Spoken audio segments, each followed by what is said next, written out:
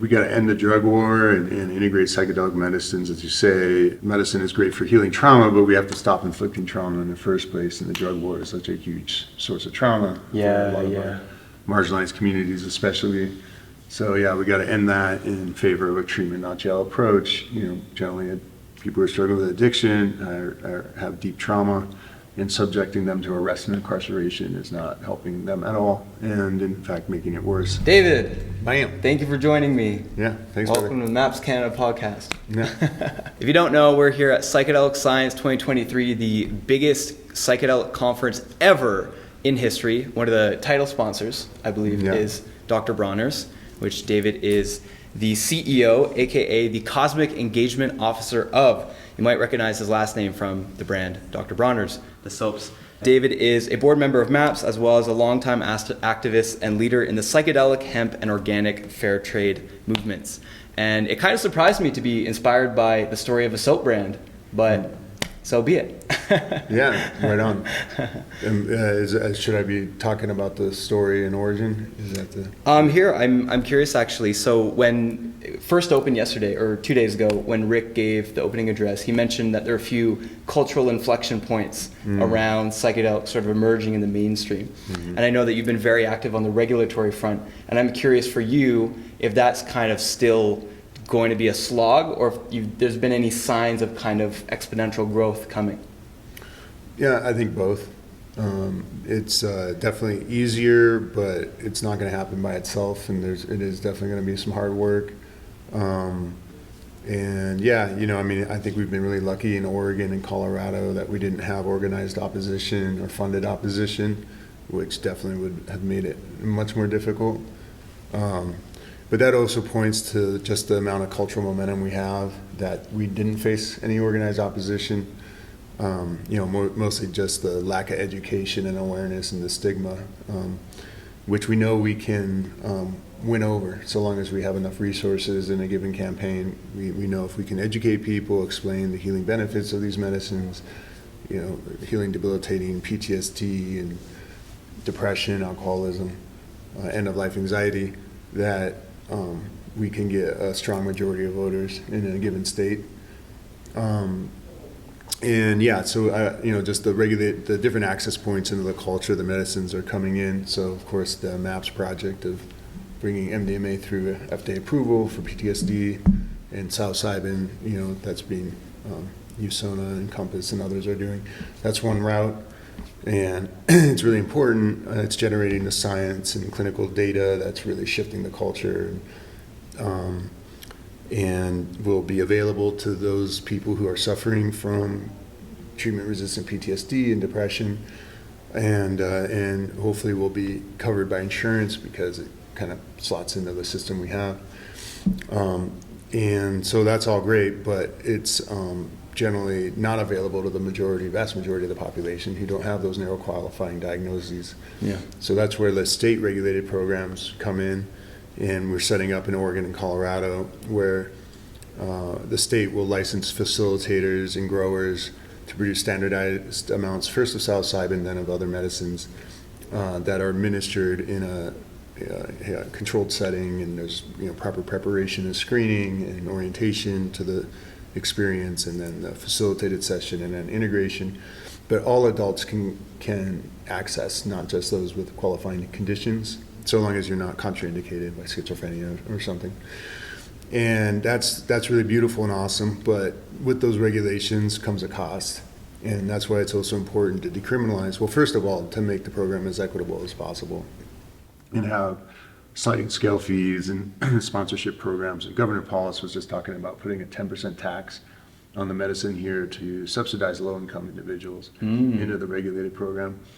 And he's also fast-tracking ibogaine, which is awesome. Great. Yeah. But then we need to decriminalize the medicines to allow for home growing, cultivation, sitting for each other, healing in community together, self-regulating communities and churches. And these are, while not, the regulated access program is important for most of the population that's psychedelically naive, and they're not going to be comfortable accessing medicine in a decriminalized context. Yeah. I can't tell my mom, like, hey, here's a bag of mushrooms. That's not she's not going to be comfortable. But having like a well-regulated access point that feels safe, and it's got the imprimatur of the state, that's going to be comfortable for people like my mom. Right. But it's really important to also allow for self-regulating churches and communities that, while initially are mostly going to be for people like us who are just already comfortable with that it's also over the long term and also immediately for many people much more culturally and economically accessible to be able to have like a community in your own community, to be able to join and have that mutual support and camaraderie, take medicine together, heal together, support each other. And arguably that's better for your long-term health than, these kind of one and done, therapy models. Right. And so I think they're complementary to have like, the kind of therapeutic, the more regulated, but then having alongside it the self-regulating communities. So as people become comfortable, they can join these communities, which, and be able to access medicine more regularly at much lower cost, within a community. And so really excited about what Colorado's done. I'm looking forward. I think Massachusetts might be in play in 24, Arizona. Kentucky, do they have something in the works? I don't know what kind of legislation they have, but we were all surprised by Kentucky allocating $42 million to ibogaine research for opiate. Yeah, that came out of the blue as far as I knew. Yeah. Yeah, it speaks to the power of the veteran advocates. Right. The healing, I forget their name, which, but one of the prominent VA veteran or VETS, VETS. Yeah, Veterans Exploring Treatment Solutions. That's Marcus and Amber Capone. I'm on the advisory board, former SEAL Team 6, working with ibogaine and 5-MeO, and they're amazing. But this was another group, and it's Healing Breakthrough or something. I forget. But yeah, it was another vets group that was leading the charge in Kentucky. Cool. Maybe I'll look it up after and put it on the screen. Yeah, right on. Yeah, sorry. All good. Good Kentucky gentleman. I feel like the regulated aspect is really good too, since setting the two pillars of what your particular experience is. When people come in trusting science, feeling safe about science, that safety really helps them. There's like a medical doctor there's someone in a nurse outfit, they're in a like clinical setting, they might really like that. Boomers would probably resonate with that more. And then there's the other side of the church, as you mentioned. Actually, on Sunday when I first came here, I accidentally walked into a psilocybin church service at this cafe. Plant Magic Cafe? Yeah, exactly. Yeah. And I didn't realize, it took a little bit to realize that it was actually like a church. And speaking with the organizer, she said that they applied for church status for protection, to be able to provide a safe space to the community where they don't have the threat of legal effects. So safety on both sides. It's really important to have both of those, 100%. Yeah, right on. So, and in fact, I'm staying at the Plant Magic Cafe, and good friends with Meg, and she was a huge ally in the Prop 122 measure campaign here. It's a real good example of a responsible, self-regulating church that's got good screening protocols. They understand like who should and shouldn't sit with medicine and who's ready. Good escalation protocol. Good competent facilitation, and they're part of the Sacred Plant Alliance, which is a consortium of entheogenic churches sharing best practices and lawyers and understand, setting themselves up in the best legal posture in case the feds, try to interfere, which generally they have not, beyond seizing medicine. So all these ayahuasca churches that are forming, some of them are getting their medicine seized at the border, but no one's has been arrested, which kind of shows the progress. I mean, obviously we need to stop them from seizing medicine, but it's, even though obviously that needs to be solved, it's also a sign of how far we've come. That's like pretty much the maximal threat, unless you're like a dispensary, like right. And, obviously if you're a sincere, legitimate church versus like you're just basically selling medicine. But if you I would say at this point in the cultural trajectory that if you're form a good, sincere church with safe and sincere practice, that you're pretty much in the clear. And this Sacred Plant Alliance is a really good organization to check into. Hell yeah. Let's go. Very exciting. I've had ayahuasca with the Santo Daime a few times. So I'm really glad. They're very sincere, very amazing people, very safe containers. So right on. I'm glad they're that progress is happening in the U.S. Yeah. Sure. Awesome. So for people who don't know, Proposition 122 passed in Colorado in last November, which was called the Decriminalization, Regulated Distribution, and Therapy Program for Certain Hallucinogenic Plants and Fungi Initiative. Yeah. And so it's been a number of months since it passed. Have you seen any shifts as a result of that, or anything change in the larger climate? I'm David Bronner, Cosmic Engagement Officer at Dr. Bronners, board member of MAPS. Subscribe to MAPS Canada. Bam!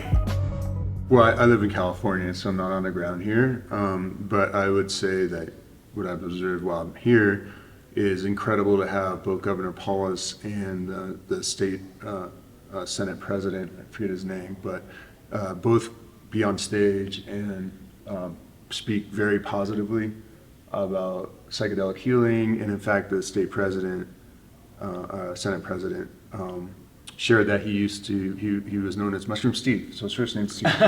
So he was known as Mushroom Steve back in college. And he says, yeah, I'm being termed out this year, so I'm gonna talk freely. There you go. But yeah, some legislation we were worried about might interfere, especially with the decriminalized side of the equation, but ended up actually being pretty great. And yeah, the fact that, you know, the state leadership is like so enthusiastic about this, it just seems, yeah, I mean, it's really great. So that's on the regulated side, and then you just walked in on a psilocybin ceremony at Magic Cafe. Yeah, things are starting to happen. Yeah, a microdose ceremony, okay. To be specific. But Okay, yeah. but they do higher dose. They got a ceremony room there. For sure. Yeah. For sure. So I'm curious, looking long to the future, 10, 15, 30 years from now, let's say psychedelics are now fully legalized and it's implemented well, and things are going well. What do you see yourself and Dr. Bronners focusing on in terms of activism, or maybe what's on your radar right now for the future? Yeah, I mean, we got to end the drug war and integrate psychedelic medicines, as you say. You know, I mean, I think, you know, medicine is great for healing trauma, but we have to stop inflicting trauma in the first place. And the drug war is such a huge source of trauma for a lot of our marginalized communities, especially. So yeah, we got to end that in favor of a treatment, not jail approach. You know, generally people who are struggling with addiction or have deep trauma, and subjecting them to arrest and incarceration is not helping them at all, and in fact making it worse. And it's like if your uncle's struggling with alcoholism, we get him into treatment. We don't call the cops. You know, it's not going to help him. And so yeah, so we just got to pivot and just radically rethink, how we address drugs in our society, and recognize there are many positive benefits, and insofar as people can struggle, to offer really effective treatment, like ibogaine, like maybe have a safe supply store, basically for all drugs, so people can get whatever they're using, know it's pure, know it's not contaminated with fentanyl, it's not, we're not propping up huge cartels and criminal syndicates, and then co-located with ibogaine clinics and ayahuasca circles. So like, when you're ready, just, don't die in the meantime, but when you're ready to kick it, right. We have the resources and as a society, we went through this with alcohol. There's nothing worse than alcohol abuse, as far as the toll it takes on people's lives and families and communities. But we figured out that prohibiting alcohol it just made everything worse. The 1920s, that's where prohibition. Right? Yeah, I mean, alcoholics still had access to alcohol, but now it often had methanol in it, and huge mafia criminal syndicates, are just shooting each other up and corrupting government, so it was a disaster of a policy, right. And that's similar with the drug war, which is really basically a racist program of racial control, kind of coming out of desegregation. We ended segregation, and it was kind of a new form of racial control that arose, kind of coded on war on crime, war on drugs, but really was a war on people of color. Yeah. And who are disproportionately locked up and targeted.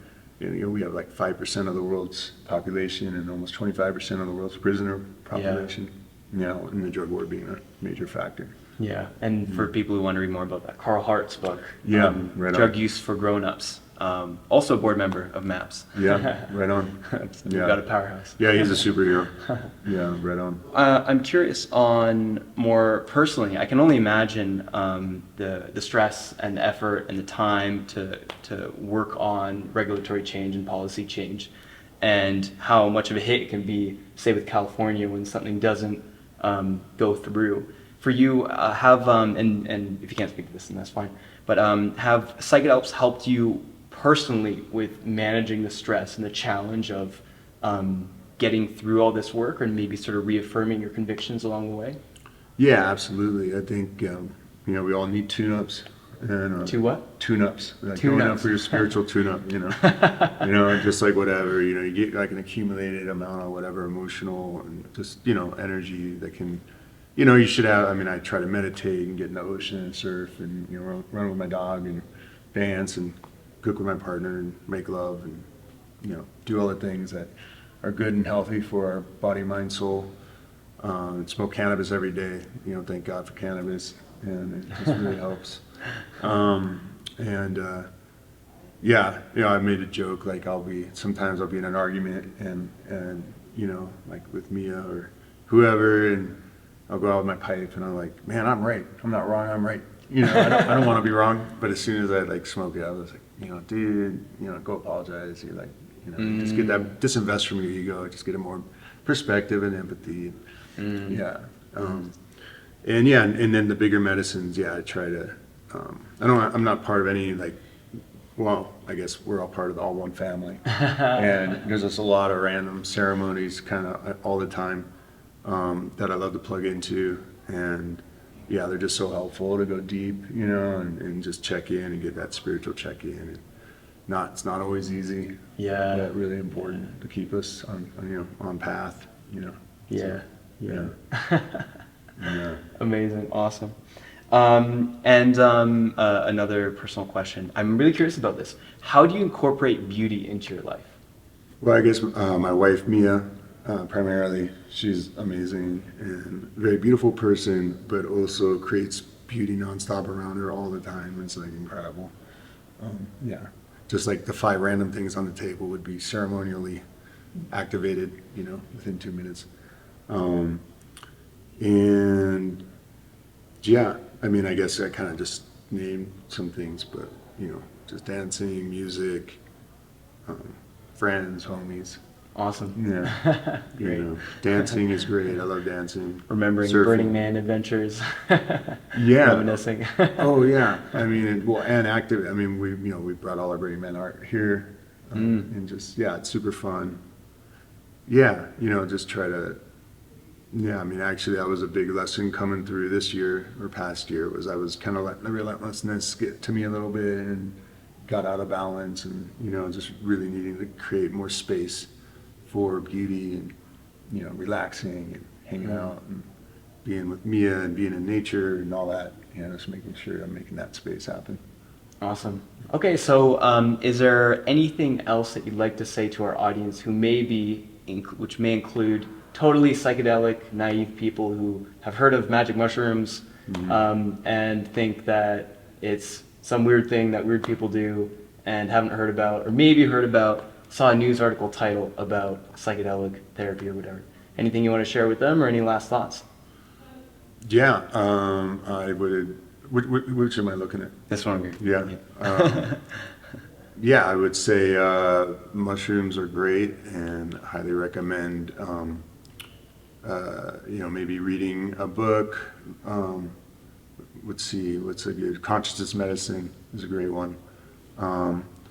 To orientate. And and just work with a person who's experienced with the medicine and can help orientate you and prepare you and hold space for your session and help you integrate after. And it's just such powerful medicine. We're all struggling with the dilemmas of life. We don't have formal diagnoses or somewhat irrelevant. We're all on the spectrum of everything. And these medicines can really help us heal and connect and be our more authentic, liberated, awesome selves. Yeah, I like to say, if you're not in constant joy, or your baseline isn't very, very appreciative and grateful for life, and there's more work to do. Yeah, right on. That's why I gotta keep taking medicine myself. Yeah. 100%. Well, thank you so much, David. This is awesome. Thank you, brother. Thank you.